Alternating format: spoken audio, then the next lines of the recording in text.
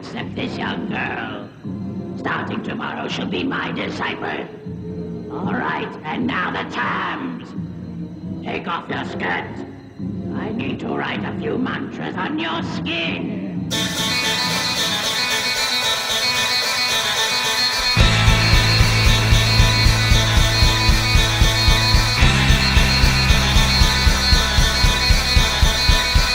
We opened up this episode of Monster Kid Radio with the song Blood of King Jew from the band Necronomikids. That's from their self-titled album, Necronomikids, and you can find it on their website, necronomikids.bandcamp.com, or you can follow the link in the show notes over at monsterkidradio.net. That's our website for our podcast, Monster Kid Radio, where we celebrate the classic and sometimes not so classic genre cinema of yesteryear, and where we also sometimes mispronounce words. That song might actually be called The Blood of King Goo. Either way, it sounds cool, and you're going to hear it in its entirety at the end of the episode. I am your host and writer, Derek M. Koch. I want to welcome you to this episode of Monster Kid Radio. We still have memories of the 2014 H.P. Lovecraft Film Festival and CthulhuCon in our head. And for episode 90, we are going to bring you a recording of the one panel that I was on over the weekend. The panel was called Monsters, Seen and Unseen, and I'm going to read to you from the festival program. Monsters, Seen and Unseen. Exploration in the nature of monstrosity. Do we prefer our monsters to be completely alien, or make us discover something about ourselves? With Orrin Grey, Doug Bradley, Alan Koszowski, Pete Rawlik, Derek M. Koch, and Brandon Seifert. Now, this panel was held in the EOD, or the Esoteric Order of Dagon, which was a redressed Hollywood Senior Center for the weekend. I placed 2 recorders in the room, one just past the table where we were all sitting, and the one kind of sort of in the back underneath a speaker. Here's the thing about the EOD. It wasn't just the panel. There was also an artist alley and a number of other things going on while we were doing our panel. So, yeah, there's a lot of background noise and chatter. However, I think there's still good content here and good enough audio, and I think you guys and gals are going to dig it. Now, before we get to that, why don't we go ahead and get through the business. MonsterKidRadio.net is where you're going to find everything that you need to know about Monster Kid Radio. You can find links to our YouTube page, our Flickr album, and our Live 365 channel. You can also find our contact information. You can email us at monsterkidradio@gmail.com or call us at 503-479-5MKR. That's 503-479-5657. That's a voicemail line. Call us and leave us some feedback, or write in, and we'll do a special feedback episode down the line. Also, you'll find a link to our Facebook group where you can join the group and get involved with conversations with fellow Monster Kid Radio listeners and fans of these movies between episodes. We also have a Monster Kid Radio page. If you are a user of Facebook and you haven't liked the page itself, I'm going to ask you to go over there and do that. And also, if you're a user of Facebook, I don't know if you've noticed, but Facebook's kind of changed how they do their business. A lot of businesses and organizations who have a Facebook page, even if they post something there and you like that page, you might not get that information because Facebook's got to make $1. I understand they want to sell advertising and ask us to boost or promote the posts. Monster Kid Radio's budget is better spent on buying classic monster movies for me or recovering from the Lovecraft Film Festival. So instead, I'm going to ask you guys and gals who use Facebook to share any posts that I put on the Monster Kid Radio page, or even in the group, but in the page specifically, that would help us a lot because it gets more eyes on what we do. Speaking of things that we do, we sometimes all get together in one place and go see a movie. We call these Monster Kid Radio crashes, and because I'm based in the Portland, Oregon area, I'm always looking for new movies or old movies getting released somewhere in the area that we can all get together and do a Monster Kid Radio crash. I record from the event. I get people on the show that listen to the show or friends of the show. It always is a good time. Most recently, we did the 3 Santo films that Cinescopia brought into the Hollywood Theater. Well, we're going back to the Hollywood Theater at the beginning of May for Godzilla, the original Godzilla. This is happening, and we're going to crash the movie on May 3rd. Now, the Hollywood Theater's website has not announced showtimes for Godzilla, but this is the original Godzilla 60th anniversary digital restoration, so you know it's going to look good on the big screen, and it's going to be a lot of fun to see this movie with your fellow Monster Kids and your fellow Monster Kid Radio listeners. If you're a Facebook user, you'll see that I created an event for it already. Just look up Monster Kid Radio Crashes Godzilla. Go ahead and RSVP there. Say you're going to join us. If you see me there, and I'm easy to find, I'm wearing the Hawaiian shirt and the biggest grin in the room, I'd love to chat with you and maybe even record with you and put you on a future episode of Monster Kid Radio. Although that's not a requirement. I understand if you're not comfortable with it. But if you are, I'll put you on a future episode of this podcast. The podcast that was recently nominated for a Rondo Hatton Classic Horror Award. Go over to rondoaward.com and check out the ballot for the 2013 Rondo Hatton Classic Horror Awards. Now, this honors the best in movies, television, books, magazines, magazine covers, toys, and podcasts. We are in category number 23 in Best Multimedia Horror, alongside some awesome shows. So, if you have not already done so, I'm going to ask you to head over there and place your vote. You have until Sunday, May 5th to send your votes in. The directions on how to place your vote are over there at rondoaward.com, or again, follow the link in the show notes and you'll learn how you can get over there and help Monster Kid Radio put in a good showing on the ballot. I'm eager to get to this panel recording and share it with everybody. Again, the Lovecraft Film Festival was so much fun, and I'm so thrilled that I have some audio recordings to help me remember the great time that I had last weekend. It was the best fest yet, and big thanks to my fellow panelists who gave me permission to record them and put them on this episode of Monster Kid Radio. And big thanks to Ray Jelinek, who took the picture that I'm using as the episode image of this episode of Monster Kid Radio. You can see that over at monsterkidradio.net, or pull out your iPod and check it out right there. It might even be on your Stitcher app. Ray, thanks for letting me use that photo. White Zombie, a new novelization of the classic horror movie from award-winning author Stephen D. Sullivan. Available now in print and all ebook formats. Find it on Amazon, Smashwords, Drive-Thru Fiction, and other quality outlets. Also available in a special edition, including the complete movie script. Grab White Zombie before it grabs you. Details at sdsullivan.com.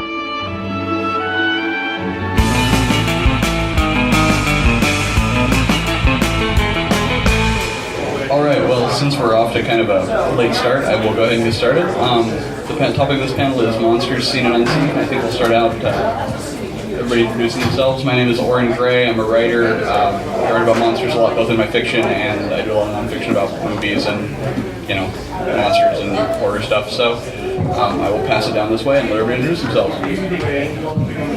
Hi, my name is Brandon Seifert. I write comic books. The big thing that I've done, as far as what people know me for, is a book called Witch Doctor, which is it's a horror medical drama that's published by Image Comics. So thank you, Derek. In addition to that, I also was co-writing the Hellraiser comics with Clive Barker for the last year. And I've done some Doctor Who and some other random stuff. Hi, I'm Doug Bradley, and I mostly speak other people's words. Though I am a published author, so I don't need to feel too embarrassed in sitting up here with real writers. So we have our own mic, so we can just take control of this anytime we want, right? Yeah. Sure. So I'm Pete Rawlik. I'm a writer of Lovecraftian fiction, and I'm best known for the novel Reanimators. I'm Alan Koszowski, and I'm an artist, primarily a horror artist, but I do a lot of science fiction too, fantasy. I love to draw monsters. I guess that's why I'm up here. I'm just a big kid at heart. I never grew up. Godzilla was the first movie I ever saw back in the 50s. And so I enjoy doing that kind of stuff, and I'm going to keep doing it because it's what I enjoy doing, and I have such sights to show you. I couldn't resist. My name is Derek M. Cook. I'm a writer as well. I've got some things coming out later this year, but primarily I'm a podcaster. I produce the Monster Kid Radio podcast, which is about classic monster movies from the 30s to the 60s. We were just nominated for a Rondo Award. I also produce the 1951 Down Place podcast, which is a monthly Hammer Films podcast, where we were just nominated for a Parsec. So I guess that's why I'm up there.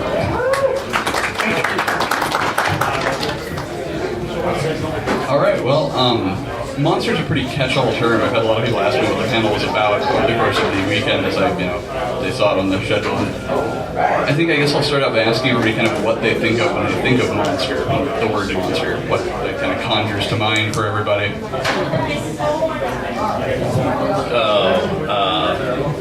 Somebody else should go first.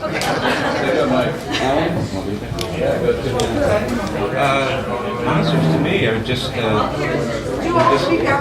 oh, can you hear me now? A little louder. Anyway, I grew up in the 50s and the 60s, and that was when Forey Ackerman first started putting out his magazine, Famous Monsters. It was a golden time to be a kid, I'll tell you. They had Steve Ditko with his comic monsters, Tales to Astonish, Tales of Suspense, all those old pre-Marvel comics, and they really affected me. I really love that stuff.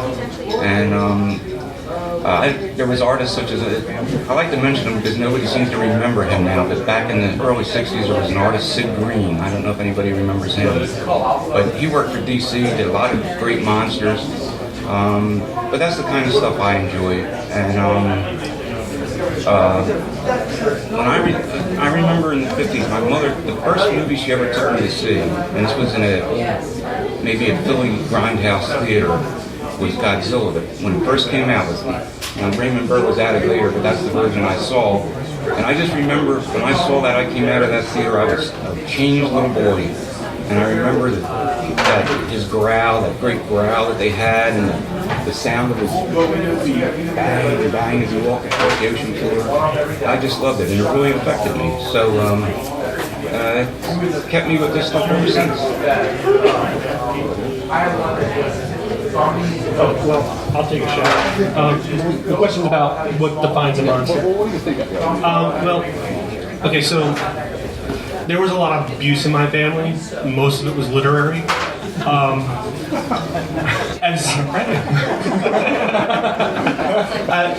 As a bedtime story, when I was 3, my father would read me Rats on the Wall.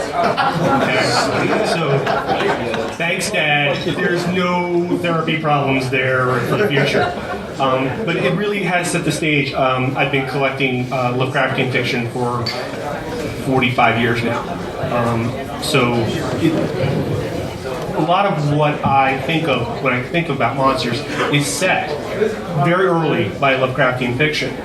And to be honest, I understand the universal monsters, but frankly, they're kind of sympathetic. I reach out to them because compared to Cthulhu and Shoggoths and Elder Things, these are still human. They're still you can still have a relationship with Frankenstein or the Wolfman. It's not a good relationship, but you can still have one.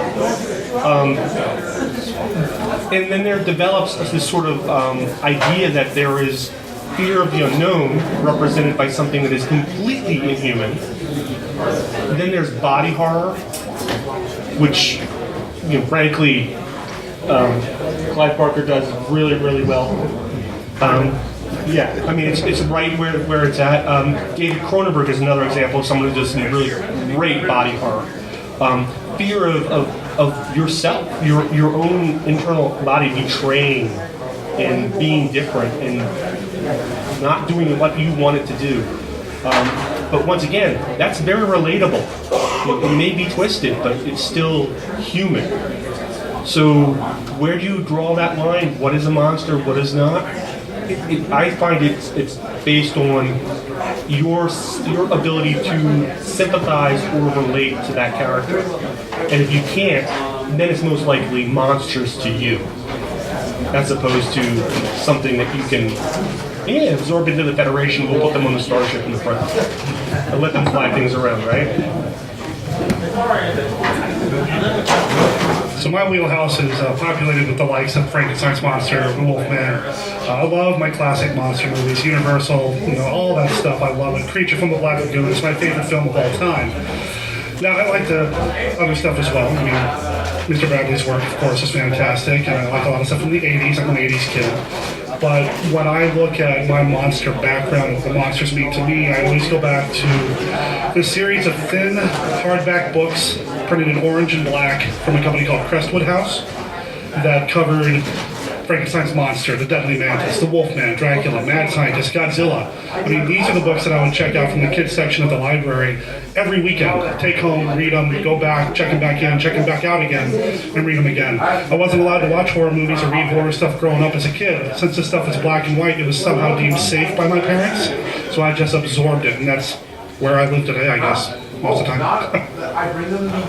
Yeah, and I'll actually take a turn real quick since he mentioned the Crestwood House books, because I grew up with those too, and I've since become like a big vintage horror fan. I watch a lot of 30s, 40s horror movies, but back then I'd never seen even one of them. I just read those books, and they had these evocative black and white, vaguely out of focus photographs, and I would make up stories about what I imagined was happening in those photographs, and that kind of stuff. And, it was amazing. There were these like mole people and guys who were like half plant and crap like that. You'd see a picture and have no idea what the movie was about, and so it was incredibly evocative and incredibly magical to like look through like those Crestwood House books and books like them when you're a kid and you've never seen anything like this ever before. So that's a lot of where my love of monsters came from too, I think. If we're talking about like early childhood experiences with monsters, mine was a little different from most people. Science fiction was my first love, and I kind of got into, sort of the supernatural end of things later on. But what really, the first thing that was like, kind of magical and had monsters and stuff into it that I really got into as a kid was the real Ghostbusters cartoon.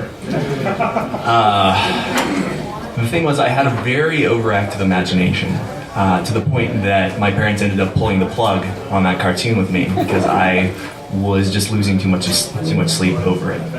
Specifically, there was, and it's funny to say now, it was there was an episode about a were-chicken, and it would bite you, and you would turn into this like 6-foot-tall chicken with teeth. And you all laugh. I tried to show this episode to my last girlfriend, who is like a really big horror fan. She's really into it. She's into a lot of Argento, like a lot of stuff that I can't personally deal with, and she had to have me turn it off. Yeah. But yeah, so for me, like it was, my early introduction to it was very different. But back towards the question, it is, this is something I don't really have a ready answer to that, because what is a monster? That is a very good question. Can you have human monsters? In a lot of cases, in a lot of stories, you do have people who can be considered monsters, but whether or not, it's such a broad term that I do think it's kind of difficult to find a definition that even everybody on this panel is going to agree with, let alone everybody in this room.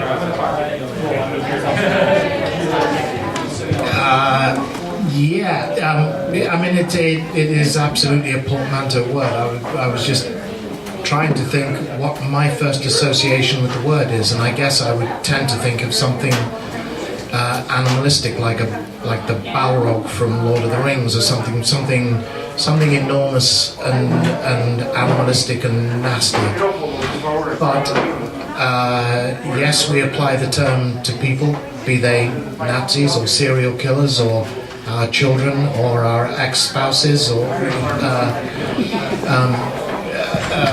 spiders, anything we don't like, we can hang with the label of monster.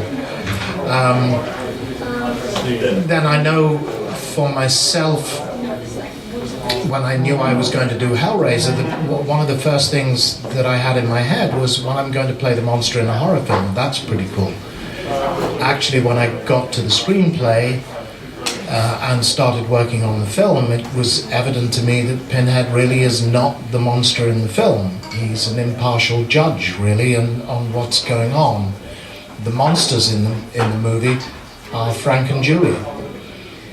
In the same way that Clive in Nightbreed, which I was also part of, the whole point of Nightbreed, Fox had trouble with this basic concept, being studio executives, that the monsters were the good guys. and they just wanted to be left alone to be monstrous in their dark place under the cemetery, and the people were human beings was what was causing the problems. I was thinking also that, of course, Boris Karloff is directly credited simply as the monster in Frankenstein, and that brings us, or would bring me to the idea of the sympathetic monster. And Karloff wrote the book on that, and I've always been intrigued that he said that throughout his career, a significant proportion of the fan mail he received was from children from broken homes or abusive homes, because they absolutely understood the predicament of Frankenstein's monster. Didn't ask to be born, didn't ask to be put in this world, didn't ask to be a part of it. And is the old line that Marvel Comics always used to use, trapped in a world he didn't make. I don't know where that moves the conversation to. I guess Monsters Unseen would bring us to Lovecraft and the unnameable. So someone can talk about the unnameable, because you can't talk about the unnameable, the unknowable. There are not words to express. Actually, for those of us who went to the literary breakfast readings, there's a unlanguage. Unlanguage. It is not spoken by men or gods. Okay. And since it is not spoken, and is not currently spoken or never was spoken, it is an undead language. Michael Sisko told us all about it. Yeah. It was very cool. But was never alive either. No, that's why it's undead. Neither alive nor dead. It must be undead. An undead language. That is not dead. Can eternal alive. Yeah. Like some of my ex-wives.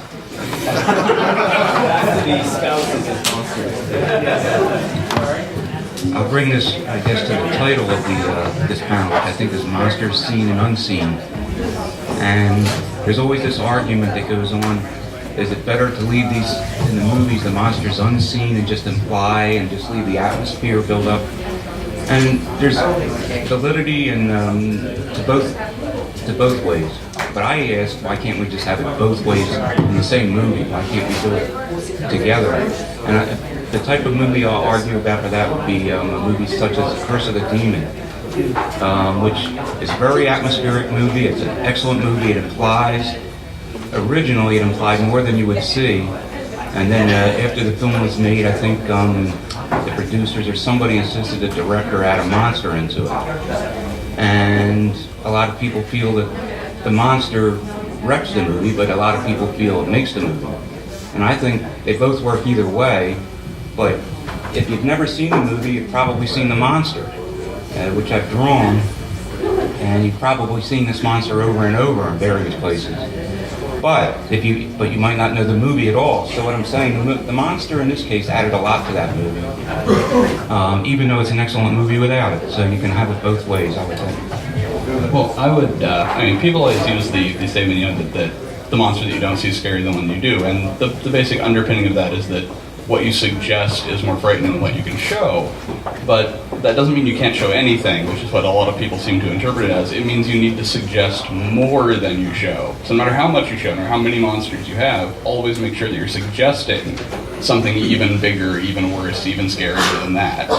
Is kind of how I always sort of interpret that. It's a hard balance to find, yeah. But when you do, it's sublime, if you're like us. And I think it relates exactly to what is the perennial problem of trying to put Lovecraft on the screen. When you're writing about a monster, you can do exactly what you were suggesting. You can always hint at more. Even if you are presenting something in words to the reader, you can always hint at something more, something intangible.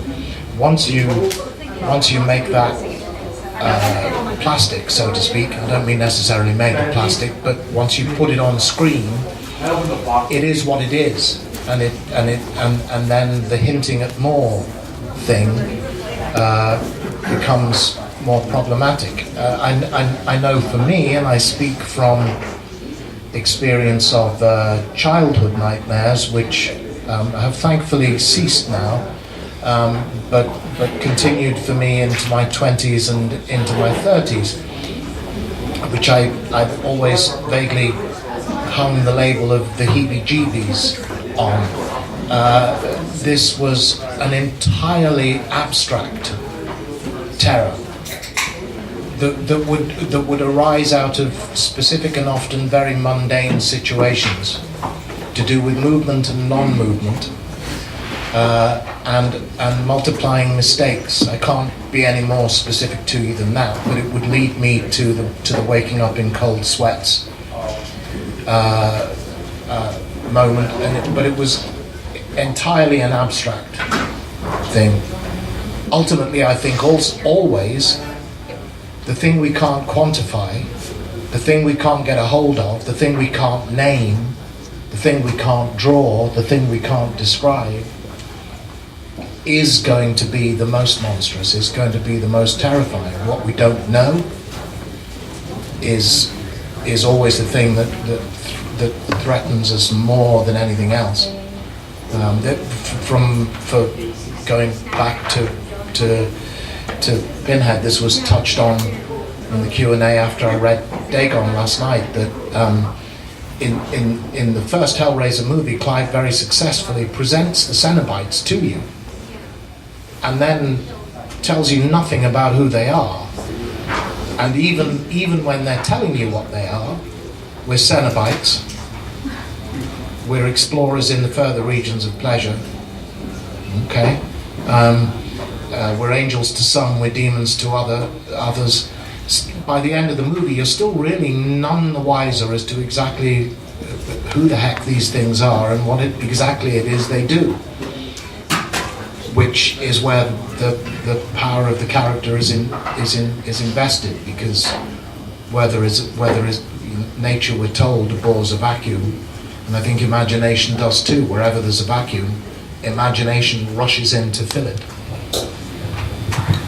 Well, there's a definite power to naming these things. There's a power to defining these things, and I think you kind of alluded to this in the Q&A as well. In the first Hellraiser, he's not called Pinhead. He's just a scary son of a bitch on screen.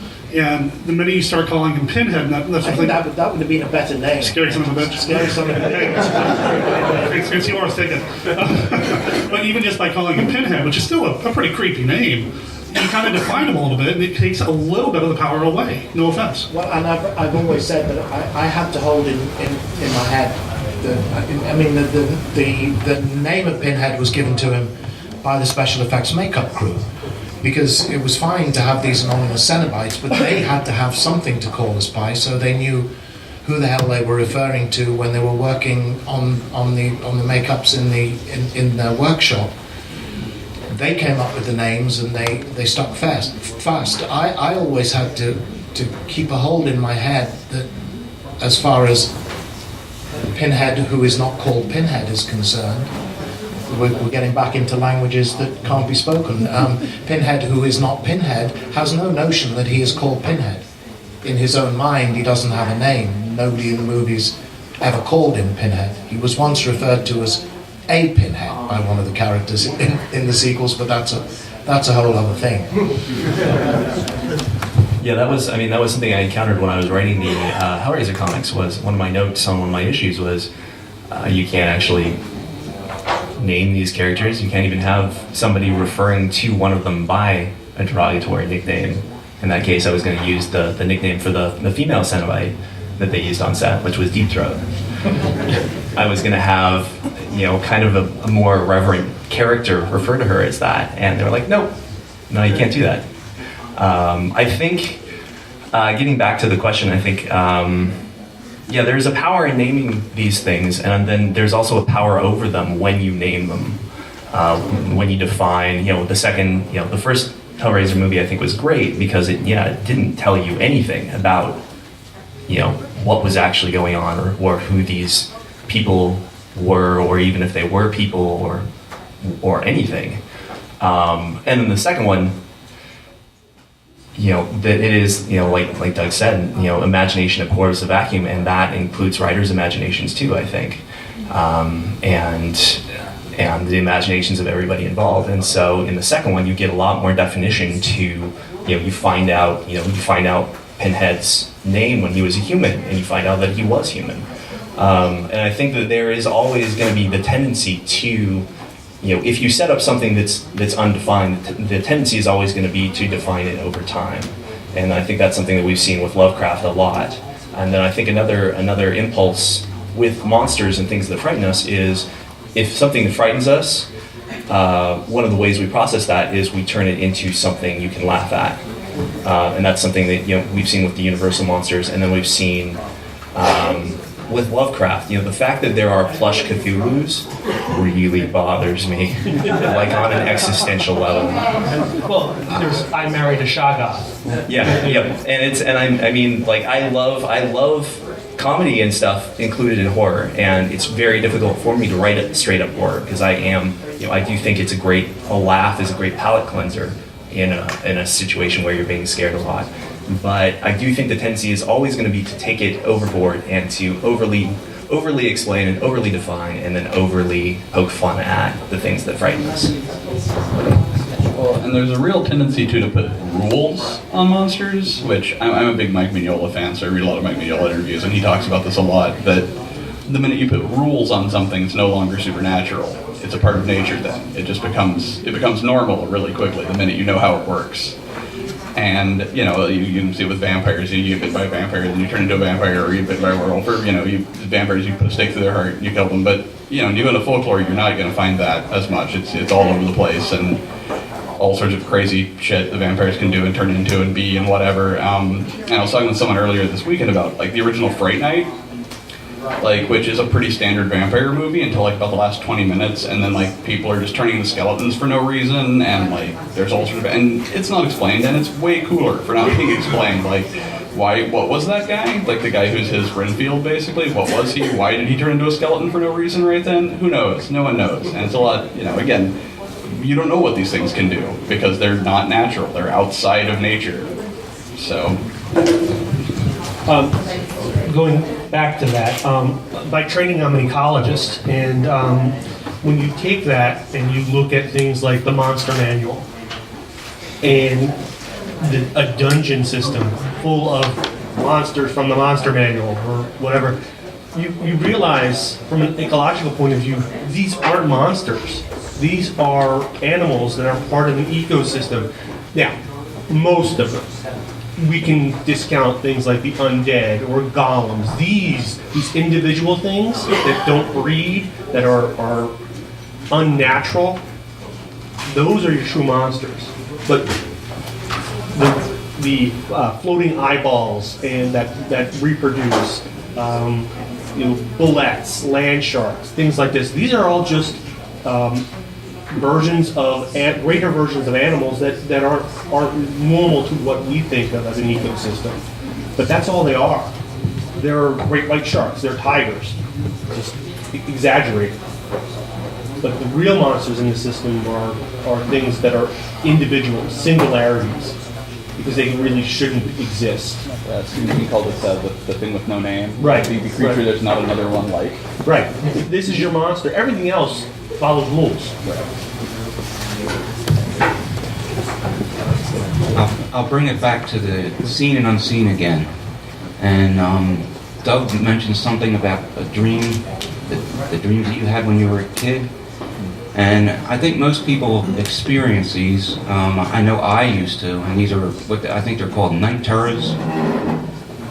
Most of you have had them. It's where you're in a semi-wake state, where you're having a dream, and you're so terrified you can't wake up, but you're afraid of something in the room with you, something that's hanging over you, and you're awake, but you're asleep at the same time. You see the room around you.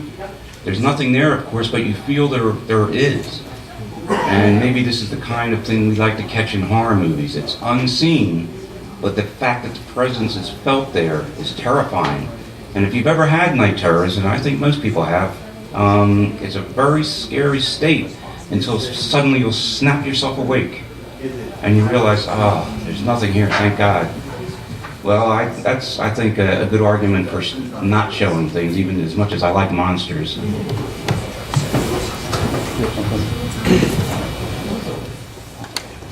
I would chime with that, but I would just say that the thing always also is you may snap awake and realize, oh, there's nothing here with me, but it's still in here. Yeah, that's true. I had, this week I had one of the scariest dreams that I've ever had, and it was just, in the dream it was the implication that the childhood that I remember was not actually my childhood, and that I had a completely different childhood that was far stranger and far scarier, and my memory of it had been erased and replaced by this much more normal thing. And I woke up, and that was just, it was very strange and insidious and subtle. I've never had a dream like that before, but it was one of the hardest dreams to shake that I've ever had. And yeah, I don't know where I was going with that, but that's what this reminds me of. You know, speaking of these terrifying night terror-like dreams, I've had them as well. Sometimes they're accompanied by being really sick, you know, this fever dream kind of night terror thing. And to bring it back to something that Doug was saying about how Nightbreed's about the monstrous humans and the monsters who just want to be left alone, I would have this recurring nightmare about David Cronenberg from that damn movie walking into my bedroom while I'm asleep on my back, and he would loom over me and say, you know what we do to sick directors, and would either strangle me or take a piece of saran wrap, hold it in front of my face, and then hawk loogies on me. And it was terrifying. To this day, if I ever meet him at a horror con, I'm convinced I'm going to pee myself. Well, I will open up to questions in just a second, but I wanted to, on something he said, one of my favorite people who writes or draws either one horror of any kind is Junji Ito. I'm probably saying it wrong. He's a manga artist. He did Uzumaki is his best known thing. Yes. And his work, a lot of it, whereas like Lovecraft, a lot of it's about like external things intruding into normal reality, Junji Ito, a lot of times it's that you just wake up one day and reality is no longer what you thought it was. It's like what you said, and it just is different. You know, people who were behaving one way are not behaving that way anymore, and there's no reason why. You know, people are turning into things, there's no reason why, there's no explanation, it's just reality is not what you thought it was previously. I have a 15-year-old son, and I sat down with him and we ran through we had the box collections of all the Universal movies, and we watched those through, and he just loved them.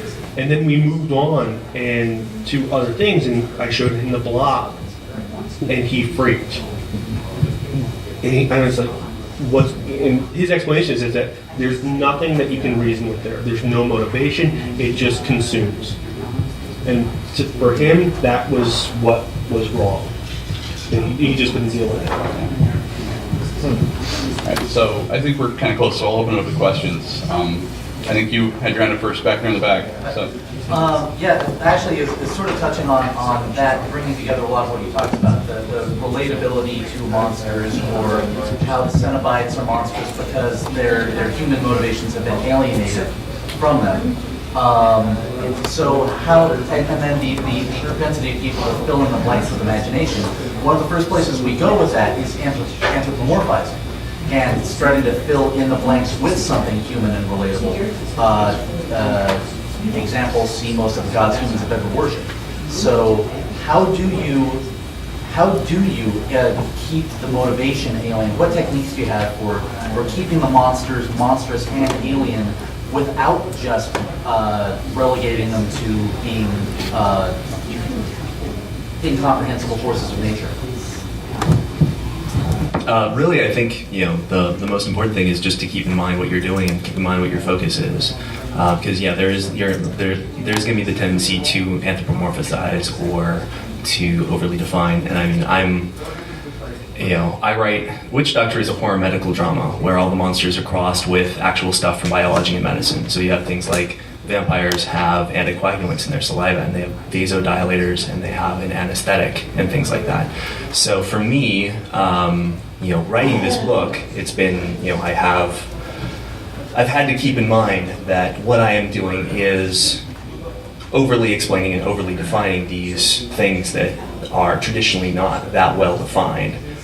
And it's very easy to lose the fear because you feel like you have more control over something that you understand.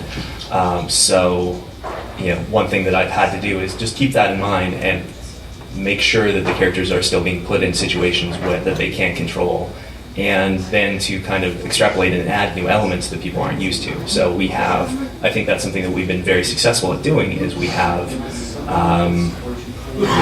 we are both overly defining our monsters and then putting new twists into them that have not been commonly done before, that I've seen. And we've gotten a really strong reaction to both elements, both the kind of imagination involved in looking at demonic possession and saying, okay, so this is, it's not demonic possession per se, it's the parasitic larval stage in a demon's life cycle. And it has a free-living adult, and it has parasitic larvae like botflies. And then taking the visual and making it really, really, really disturbing. So I do think just mindfulness of that is the biggest tool. I don't know, I don't know if anybody else has anything more specific than that. I'll just say, as an illustrator, I have to stick with the descriptions in the story, which doesn't mean that I can't use my own interpretations, but it's one of the things I like about Lovecraft. I mean, Cthulhu, he describes it just enough so that everybody recognizes it when it's drawn, but it's loose enough so that all the artists can put their own spin on it. And I've probably drawn that monster more than any other. He's probably my favorite monster, and he's fun. But I think I've drawn him and other artists so many times, but I've always put a different spin on it. It's not always the same Cthulhu, but I think that people always know, oh, that's Cthulhu. So that's my spin on it as an illustrator.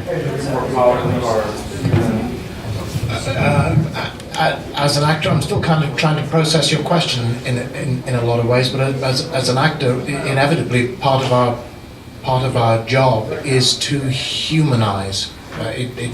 It has to be, because we're human beings, and when that's what we're doing, and we're speaking, and we're creating characters, even if they are monstrous characters. Of course, one of the tools by which this most often happens is humor, I suppose.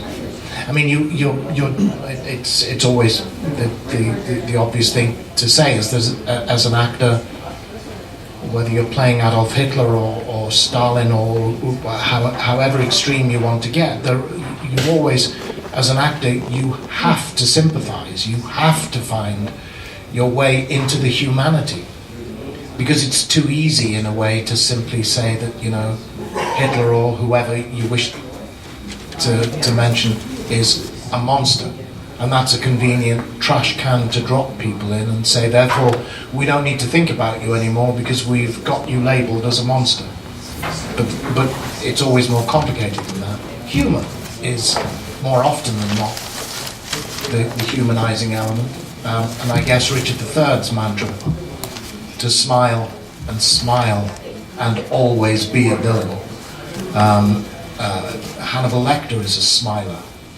He's a disarmer, but he's always going to bite your face off if you get too close. And Pinhead does the same thing, I suppose, because Clive did that thing of him wanting to draw you in because he wants to feed off you and your fears and emotions and what's going on inside you.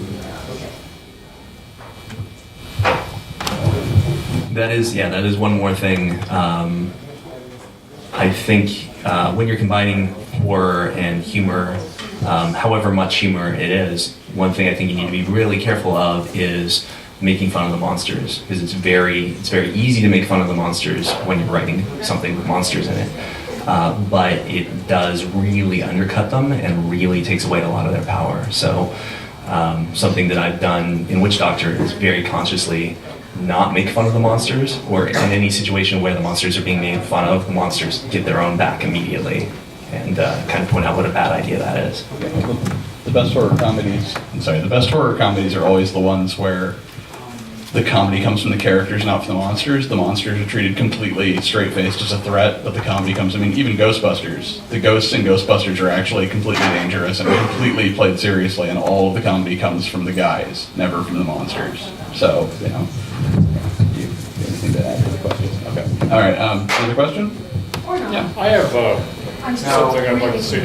Alan mentioned, you know, everything comes together and it works and it's scary and it's sublime. And I always come back to one scene in Tarantula, late 1950s, John Agar, and they have the hanging stage, or whatever it was called, you know, low budget effects. And the tarantula is on this hillside, about ready to come down and eat a whole bunch of horses in the barn. And obviously somebody's got a gravy basin and is pumping air to get the tarantula to move, and they tend not to move. And so the studio music is swelling, and there's a couple of beats where the tarantula doesn't move, and watching it as a kid, that was the most menacing scene of all of the movies, and I've since rewatched the scene and it still works for me. That sort of thing is almost completely missing in CGI. Yeah. Well, animals being used to be monstrous on set are always hilarious. I've worked with rats quite often, and these things are treated better than the actors. They're extremely well fed. They're extremely well cared for. They can't work for more than 3 hours at a time without being taken back to their cage and allowed to rest. God love them. And they bring them out on set to be nasty and horrible, mean, vicious-looking rats, and they sit there and fall asleep because they're perfectly contented with life, and they end up having to be poked and prodded to make them do something that looks faintly nasty. And they never behave in life as you can make them do in an illustration or on the page. I had a scene in a horror comedy movie, I guess, called The Cottage, and I had a huge mastiff dog that was on command, supposed to rear up and snarl and growl and bark, and the wrangler stood behind the camera and explained that she had a certain set of hand movements that would set the dog off. So we came to that point. She stands behind the camera and waves her arms, and the dog sat down and looked around and went and try as we might, nobody could get this dog to behave monstrously. There was an owl in a movie I did as well that was supposed to take off from a fence and swoop towards my face and take my eyes out. Nobody could persuade this owl to fly. It sat on that fence post and said, sorry, I want to speak to my agent. I want to renegotiate. I want a bigger Winnebago. So, animals are always fun, and of course tarantulas are famously very placid monsters. They, like most animals, I don't know whether this is true of the monsters in our imagination or not, but animals won't, by and large, won't attack unless threatened. That is something that I would like to see. I don't think it's a fault of CGI. I think it's a fault of the people who are writing the scripts and then executing the visuals. But that's something I've always wanted to see in a zombie movie or something. Is it's a monster that might attack you, or it might not. You might be okay. And I do think that is, that's one of the things I like about the Hellraiser movies is in this, the Cenobites, it can be difficult to predict what they're going to do. In the first movie, they are kind of helping Kirsty for much of it, and then they're like, oh, no, fuck you. We're going to try to take you back with us. But yeah, I do think that is, it's something that you're more likely to get from an actual animal that's acting than you are from somebody writing a script, because I don't know, it may just be me, or it may be that it doesn't occur to people. One of the things that always made Ray Harryhausen one of the greatest monster designers of all time is that his monsters always moved and behaved like animals, like they were real things. They would they would have little mannerisms. They'd swish their tail. They would, look around. They'd like scratch themselves or something. I mean, they would behave like a living creature rather than like a monster. Like a lot of monster movies, the monster behaves like a thing that is only there to serve the plot. It doesn't have an existence outside of whatever it's doing in the story. And his always did. His always seemed like a living creature that had a whole life outside of whatever the plot was. The plot just happened to involve it. Well, do you remember what Eugene Laurie famously said about his monsters? He said, all your monsters die like opera stars. Any more questions? Yes. This movie isn't Lovecraftian, but it's kind of a combination of visual horror and unseen horror. When I was growing up, honestly, one of the things that freaked me out the most was watching an episode of, for instance, Twilight Zone, the After Hours, in which the woman goes into the building and she starts to hear voices and they're all mannequins. That's a great episode. At what point, the mannequin is in the team order, and that scared me more than any Frankenstein things. And the doll in Night Gallery. And since I read this, I've been bothered by this. I think Sigmund Freud talked about this, this concept, the uncanny, in which you have something. You mentioned a story by Peter Hawking about a couple of months apart about a guy who builds a robot very similar. But he says, as we get closer and closer to a person, but it's not a person, and you notice that. It both repels and horrifies us, and they said that that may be the reason with the movie The Polar Express why it failed, because the closest animation to human, but still not there, and it freaked out the kids. The term for that is the uncanny valley, where you're approaching, and everybody's likes the picture. It's getting better and better and better, and then there's a point where you've improved it so much, but it's still not quite human, and your subconscious reacts, that is alien. That is now crossed the line between being not real to real, but not human. And you reject that almost automatically. And we may be hardwired that way. One of the questions we look at in evolutionary brain structure is, why do humans see faces everywhere? And the simple answer is, it's a survival mechanism. If you're prey and you see the face of your predator hiding in the grass and you run, you live, whether you made a mistake or not. If you don't see the face and you die, you don't go on. We may be hardwired to see things that aren't there, but it might be protective. The same thing goes with the uncanny valley. That thing is not right. When early CGI came out, a lot of people were complaining and getting headaches because subconsciously the shadows were wrong. It just wasn't perfect. And you couldn't pick it up, you couldn't explain it, but it was wrong. Even on these great simple things like buildings, everything was wrong. And you picked that up. And another thing on the mannequin episode you were talking about, anything like mannequins, dolls, puppets, anything that looks like it should be alive but isn't, but then is, like that's always scary. Like if it looks like it should be alive and then it isn't alive, like a doll, a mannequin, those are always scary. And then when they are, that's really scary. And you can come back to zombies and the undead again too. They're things that look like they should be alive but aren't, because you know they're dead, but then they're moving. So that's a fundamental interruption of everything we understand about how the world works. One of the evolutionary hypotheses for why uncanny valley exists is that it's a protective mechanism against illness or parasites, and that part of the reaction is that it's setting off the same part of your brain that would react to if you see somebody who is very, very visibly sick and you don't want to be around them, because that's an evolved thing that's protected generations and generations of humans. I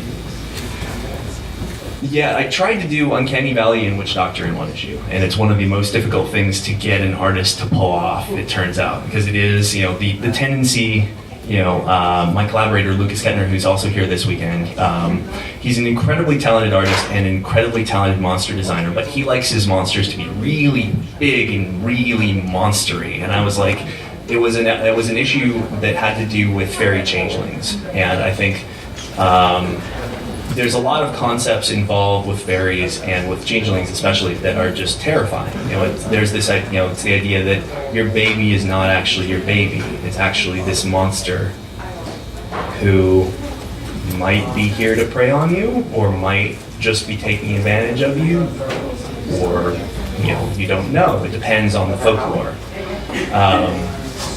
But so pulling off this idea that this is, and you can't tell, you cannot actually see whether this is actually your baby or not. Pulling that off in a comic was very, very difficult, and it took sitting down with Lucas and just having him draw in front of me while I criticized him, which I'm sure he was super excited about. But it ended up being that is the issue that people come up to me at conventions and things and say, that baby really screwed me up. Especially when we reveal, because we have the version that has the glamour on it. Parents can't see through, but that basically looks like this animated baby doll, and its proportions are completely weird. And its parents are like, I think there's something wrong with it, at her, but I can't tell what it is. And then once the glamour comes off, it's this horrifying, amazingly awesome looking thing. But that is, the Uncanny Valley is, I do think it's really difficult to pull off intentionally. Also in part because there is the tendency to, when you have a monster, the idea is to make it look like a monster. It's not to make it look really, really human, but slightly not. The end. I think we are running out of time, so one more question, maybe, if anybody has one? Yeah. You mentioned earlier Junji Ito and Uzumaki. His quite actually very Lovecraft. Are you familiar with another one by Mr. Ito called Tomy? Yeah. Yeah, there's your taking something that is very human and then gradually showing how very not human it is. Right, and one of the really interesting things about Tomy is that, I don't know if anyone is familiar with Tomy in general. So Tomy is this beautiful girl who makes the people around her sort of become obsessed with her and either kill her or kill other people, typically. So she's the monster, obviously, although you're never given an explanation as to why she's this way or what she is. But also, even though she's the monster, she never actually overtly causes any of the harm. It's always this sort of radioactive effect that radiates out from her that makes the people around her behave in ways they would never normally behave. You can't kill her. Right, and you also can't kill her. She'll just grow back from whatever piece you chopped off. Yeah, and then he uses it in a variety of really interesting, creepy ways, but it's an interesting take on a monster because it's not a direct threat.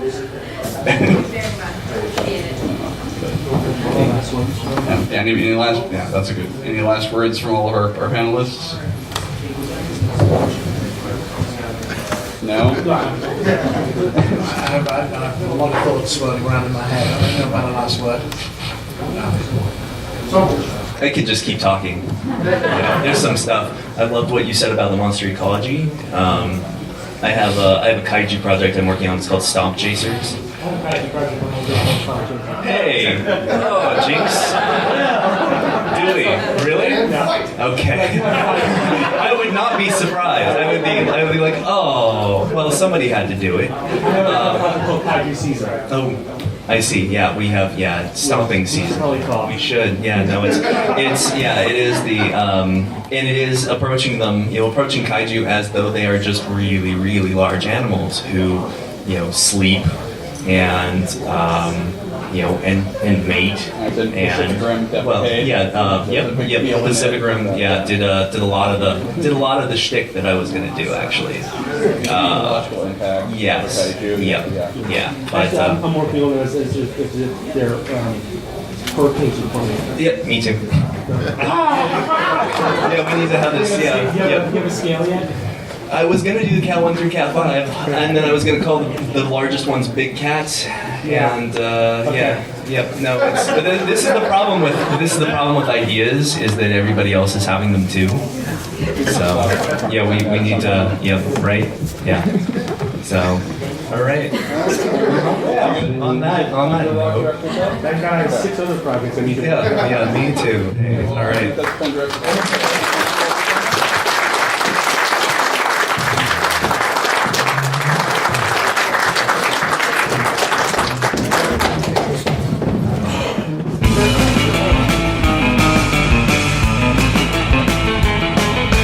That panel was a blast. It was a real treat. Doug Bradley was a real gentleman and smiled and was friendly and even shot me a look when I told my David Cronenberg story. So I had a good time. That made the panel for me, and I hope you guys and gals enjoyed it.